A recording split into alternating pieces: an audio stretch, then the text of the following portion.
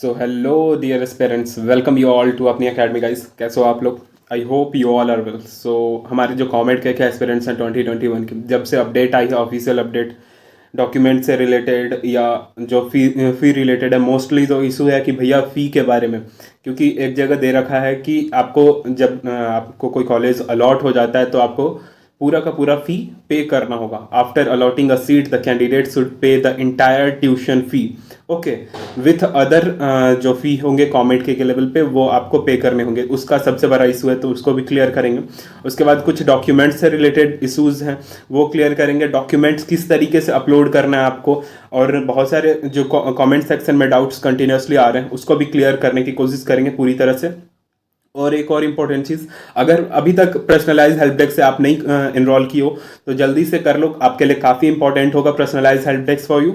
और I hope कि आप जितना जल्दी हो सके उतना जल्दी करो, और वो आपके लिए हेल्पफुल होगा और फ्रूटफुल होगा, क्योंकि आपको एक बेस्ट कॉलेज में जो आप डिजर्व करते हो वो वहाँ पे आप जा सकते हो। ओके, सो देखो, पर्सनलाइज हेल्प डेस्क इंपॉर्टेंट क्यों है थोड़ा सा ब्रीफ कर देता हूँ, उसके बाद हम अपने उस पर आएंगे। क्योंकि जो आपके रैंक है ना, उसके हिसाब से जो बेस्ट कॉलेज मिल सकता था, जो बेस्ट कॉलेज आपको मिलेगा, इस ईयर बहुत सारी चीज़ें चेंज हो गई है। काउंसलिंग लेट हो रही है, उसके कारण से बहुत सारे बच्चे अलग अलग जा चुके हैं, तो थोड़ी सी अनसर्टिनिटी भी बनेगी। बहुत सारे अच्छे कॉलेज में सीट रहने की चांसेस है, और अगर रैंक थोड़ी पीछे की भी है तो भी आप अच्छे कॉलेज में जा सकते हो। तो वहाँ पे सबसे ज़्यादा इंपॉर्टेंट काम होता है, जो इंपॉर्टेंट रोल होता है चॉइस फिलिंग, जो आपका एक काउंसलर जो बेस्ट काउंसलिंग बेस्ट तरीके से काउंसलिंग करेगा। ये सारी चीज़ें हम आपको बताएंगे कि कौन सा कॉलेज आपके लिए बेस्ट होगा। तो I hope you can join as soon as possible, क्योंकि अब हमारे पास अपडेट आना शुरू हो गई है। किसी भी टाइम हमारे पास रजिस्ट्रेशन की भी अपडेट आ सकती है। सो आई होप ये सारी चीज़ क्लियर हो गई। सो लेट्स स्टार्ट की एक्चुअली में भैया करना क्या है। तो सबसे पहले थोड़ा जो नॉर्मल डाउट्स हैं कि लास्ट ईयर तक आपको 5000 पे करनी पड़ती थी रजिस्ट्रेशन के लिए, इस ईयर 2000 पे करनी होगी, जो कि नॉन रिफंडेबल होगी। मोस्ट इंपॉर्टेंट चीज, नॉन रिफंडेबल। लास्ट ईयर तक ये रिफंडेबल इन द सेंस होती थी, ये आपकी फी में चली जाती थी 5000 रुपीज, लेकिन इस साल ये आपका नॉन रिफंडेबल, आपको ये फी मिलेगा नहीं। ओके, आप विड्रॉ करने के बाद भी आपको ये नहीं मिलेगा। आफ्टर दैट सेकेंड पॉइंट जो मोस्ट इंपॉर्टेंट है, आफ्टर अलॉटमेंट ऑफ सीट, जब आपको सीट अलॉट हो जाएगा the candidate, wait a minute, आपको मैं प्रेजेंट कर देता हूँ स्क्रीन ताकि आपको बेनिफिट वो देखने को मिले। So let's start.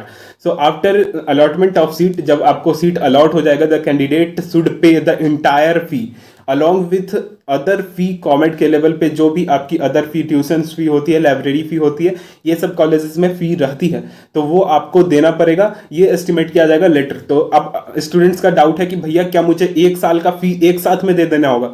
तो देखो, यहाँ पे कहीं पे भी मेंशन नहीं है कि कंप्लीट 1 ईयर की फी। यहाँ पे कभी भी किसी भी कॉलेज में आप चाहे एडमिशन लो, आईआईटीज हमारी हो गई उसमें, या एनआईटीज हो गई, जीएफटीआई हो गई, ट्रिपल आईटी हो गई, या और भी बेस्ट प्राइवेट कॉलेजेस हैं, कभी भी आपको पूरा का पूरा फी पे करने के लिए नहीं बोला जाता है। आपको फर्स्ट सेमेस्टर का fee at a time of admission pay करना होता है। एक साल में आपके 2 सेमेस्टर होते हैं, तो आपको समझ में आ चुका होगा कि आपको वहां पे ओनली फर्स्ट सेमेस्टर का इंटायर फी क्लियर करना है, इंटायर फी पे करना है, तब जाके आपको कॉलेज में एडमिशन हो जाएगी। एक और इंपॉर्टेंट चीज है कि आप सरेंडर कर सकते हो अपने काउंसलिंग को, लेकिन मतलब आप छोड़ के निकल सकते हो, लेकिन जो टाइमिंग मिलेगा उसी टाइम में, उसके बाद करते हो तो उसके लिए रिस्पॉन्सिबल नहीं होगी। अगर उसके अंदर कर देते हो तो आपकी फी रिफंड हो जाएगी, जो आपने पे किया है कॉलेज को, या सीट एक्सेप्ट करने के बाद कॉलेज को जो भी पे किया है। ओके, अब एक और इंपॉर्टेंट चीज है कि अगर कोई ये सारी चीजें, अगर देखो लास्ट जो फोर्थ पॉइंट है ना, since all the travel restriction revoke, जब पूरी कंट्री से ट्रेवल रिस्ट्रिक्शन कोविड के कारण जो है वो हट जाएगा, तब आपको अलॉटेड कॉलेज में जाना होगा और वहां पे अपनी एडमिशन की फॉर्मेलिटीज को कंप्लीट करना होगा, जो कि आपके अलॉटमेंट लेटर में मेंशन होगा। डेट, जब आपको कोई कॉलेज अलॉट हो जाएगा तब जाके वहां पे आपको उस अलॉटमेंट लेटर में आपको डेट मेंशन होगा कि इस डेट को आपको विजिट करना है। तो वो सब चीज़ों को ध्यान में रखी जाएगी। तो ये थी हमारी डॉक्यूमेंट से रिलेटेड सारी डाउट्स क्लियर हो चुकी होगी आपको। अगर कोई भी स्टूडेंट्स को कुछ भी डाउट्स होता है तो वो कमेंट में डालेगा, नेक्स्ट वीडियो में उसके कमेंट्स को जरूर ली जाएगी, जैसा कि हम लोग कंटिन्यूसली कर रहे हैं। ओके, कुछ common doubts related to documents वो भी देख लेते हैं। तो डॉक्यूमेंट्स में सबसे पहले, जब मैंने बताया कल की डॉक्यूमेंट्स क्या क्या लगेगी आपको, ऑनलाइन जो वेरिफिकेशन होगा उसमें आपकी पैन होगी, पासपोर्ट होगी, वोटर आईडी कार्ड होगी, ड्राइविंग लाइसेंस, अदर डॉक्यूमेंट्स जो अब बहुत सारे स्टूडेंट्स आधार ढूंढ रहे थे, तो यहाँ पे जो other documents, government ID proof जो होती है ना, वो आधार उसमें आ जाता है, ठीक है।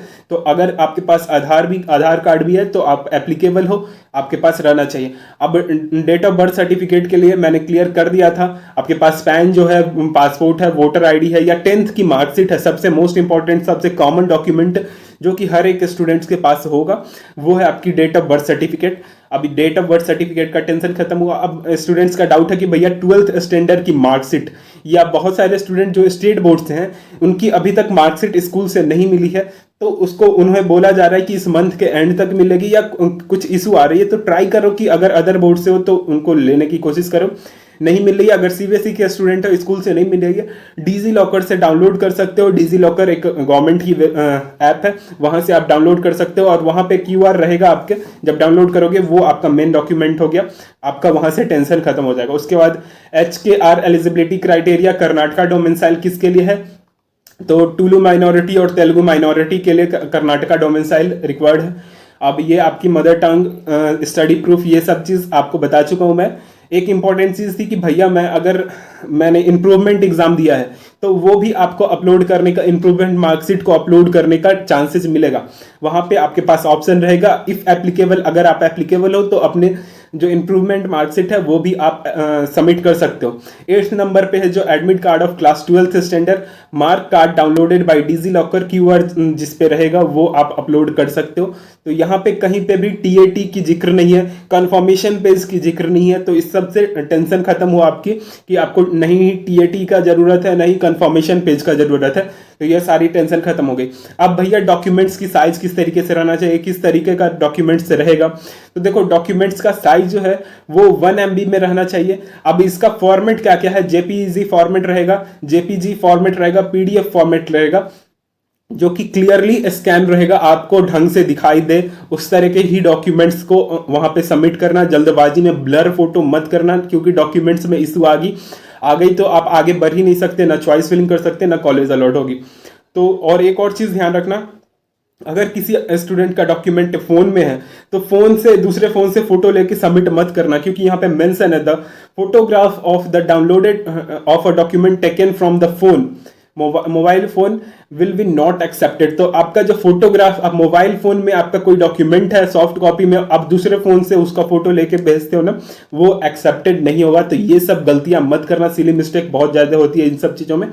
और जो हमारे साथ पर्सनलाइज हेल्प डेस्क में स्टूडेंट्स हैं, उनको एक जल्द ही एक फॉर्म मिलेगा जहां पे आपको ये सारे डॉक्यूमेंट्स की लिस्ट आप एक बार अपलोड करोगे, हमारे एक्सपर्ट जो आपके पैनल मेंबर में जितने भी लोग हैं वो उसको वेरीफाई कर लेंगे, और उसके बाद आपकी प्रोसेस कंप्लीट हो जाएगी। उसके बाद आपको चॉइस फिलिंग लिस्ट वगैरह मिलना शुरू हो जाएगा। एक बार मैं चॉइस फिलिंग लिस्ट भी दिखाना चाहूंगा आप लोगों को, वो आपके लिए काफ़ी इंपॉर्टेंट है, तो वो एक बार जरूर देख लो।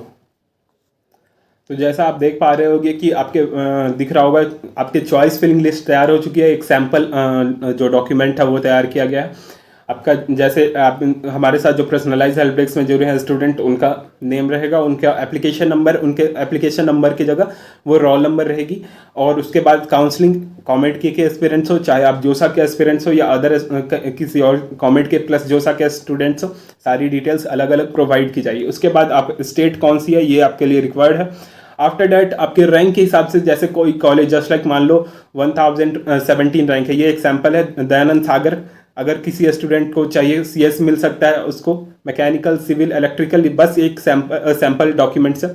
और यहाँ पे अगर मान लो आपकी रैंक 1017 है तो RV हो गई या अदर कॉलेजेस हो गई, वो आपको प्रोवाइड की जाएगी। आपकी ब्रांच कौन सी मिल सकती है आपको, कौन सी ब्रांच मिलेगी जिसकी प्लेसमेंट अच्छी है, बैंगलोर में है, बैंगलोर से आउट ऑफ द बैंगलोर है, ये सारी चीज़ों को ध्यान में रखते हुए वो आपको तैयार किया जाएगा। ये हमारे पर्सनलाइज हेल्प डेस्क में जितने भी स्टूडेंट्स हैं उनके लिए तैयार किया जा रहा है। तो इस तरीके से आपको चॉइस फिलिंग लिस्ट प्रोवाइड की जाएगी। जितने स्टूडेंट्स हमारे साथ इनरोल कर रहे हैं पर्सनलाइज हेल्प डेस्क में, उन सब के लिए, अभी तक भी आपने इनरोल नहीं किया है तो आई होप कि आप जल्दी से जल्दी कर लो। सो लेट्स स्टार्ट की यार, एक बार हमारे जो कॉमेंट सेक्शन में डाउट्स है स्टूडेंट्स के उसको क्लियर करते हैं। तो फर्स्ट जो कमेंट है, ऑलराउंडर प्रैक्टिस पेपर जो है, fee payment for whole year, how it is going to have. देखो होल ईयर का कहीं पे भी जिक्र नहीं है, तो इसको मैंने पहले ही क्लियर कर दिया कि आपको पूरे साल का कोई ज़रूरत नहीं होगा। उसके बाद next question is, I have a original 12th marksheet, should I make a PDF and then upload और फ्रॉम द डिजी लॉकर। देखो अगर आपके पास ओरिजिनल है तो आपको PDF फॉर्मेट में बना लो, उसको 1 MB से कम में होनी चाहिए और उसको फिर आपको डिजी लॉकर का टेंशन ही नहीं रहेगा। Okay, when to upload the document, तो देखो डॉक्यूमेंट आपको कब अपलोड करना है, जब वहां से हमारे पास काउंसलिंग की शेड्यूल आ जाएगी। अभी भी फर्स्ट राउंड की कोई डेट नहीं मिली हमें, तो जैसे ही रजिस्ट्रेशन विंडो स्टार्ट होगा उसके बाद हमारे पास रजिस्टर करने के बाद आपको डॉक्यूमेंट आपको फिल करना होगा, अपलोड करना। ओके, 9119 रैंक पे RV में मैकेनिकल, यस यू कैन, मिल सकता है आपको। नेक्स्ट क्वेश्चन इज कि भैया एग्जाम के वक्त मेरा आधार में कुछ करेक्शन ओके होने को दिया था, अब कौन सा आधार अपलोड करूँ, करेक्शन या न्यू। देखो आपके पास अगर इसका कोई इशू नहीं पड़ता, आपके पास करेक्शन के लिए दिया था, इससे कोई इफेक्ट नहीं पड़ेगा आपके काउंसलिंग में, डॉक्यूमेंट्स में, तो इसके लिए टेंशन मुक्त रहो बिल्कुल भी, और उसके लिए बिल्कुल भी टेंशन लेने वाली बात नहीं है। उसके बाद next question is, mark card और the 12th marksheet are same, है ना। देखो मार्क कार्ड और 12th मार्कशीट बिल्कुल सेम है, तो ये चीज़ आपको पता होगी और ये चीज़ अच्छे से जान लीजिए, ठीक है। और भैया काउंसलिंग कब चालू होगा, तो काउंसलिंग जल्द ही शुरू होगी। और एक और चीज़, एक डाउट है कि एक वीडियो फी पर बना दीजिए टॉप 10 कॉलेज में। तो अगर हर एक स्टूडेंट्स का ये डाउट है तो एक बार कमेंट बॉक्स में जरूर लिखो कि आपको पूरे टॉप 10 कॉलेज, टॉप 15 कॉलेज की फी लिस्ट चाहिए कि किस तरीके की फी होगी, किस तरीके से पे करना होगा, और प्लेसमेंट भी बता दो भैया, मैं ऐड कर देता हूँ कि प्लेसमेंट भी आप बता दो। तो एक बार अगर आपको चाहिए तो आप जरूर कमेंट बॉक्स में लिखो और मैं उस पर एक वीडियो बना दूंगा, जरूर बनाऊंगा। और एक और इंपॉर्टेंट चीज़ यार, कि अभी तक पर्सनलाइज हेल्प डेस्क से नहीं इनरोल की हो तो जल्द से जल्द इनरोल हो जाओ, आपके लिए काफ़ी बेनिफिशियल होगा वो। और फिर मिलते हैं नेक्स्ट वीडियो में यार। और डॉक्यूमेंट्स की तैयारी कर लो, डॉक्यूमेंट्स को तैयार रखो, सब चीज़ ध्यान रखना, ब्लर नहीं होना चाहिए कोई भी डॉक्यूमेंट्स। हमारे साथ जो पर्सनलाइज हेल्प डेस्क में स्टूडेंट इनरोल हैं उनके लिए क्या है कि आपको एक फॉर्म मिलेगा, सबसे पहले वहां पे अपलोड करके वेरीफाई कर लोगे, वही डॉक्यूमेंट आपको अपलोड करना होगा। ओके, और डॉक्यूमेंट की साइज 1 MB रहनी चाहिए, आप चाहे JPEG हो, JPG फॉर्मेट हो, PDF फॉर्मेट हो। मोबाइल से लिया हुआ फोटो वहां पे आपके लिए एप्लीकेबल नहीं है, वो आपको कैंसिल में, काउंसलिंग में दिक्कत होगा, कैंसिल कर दिया जाएगा। सो ये सब चीज़ क्लियर हो गई हो, तो फिर मिलते हैं, तब तक के लिए बाय बाय, जय हिंद।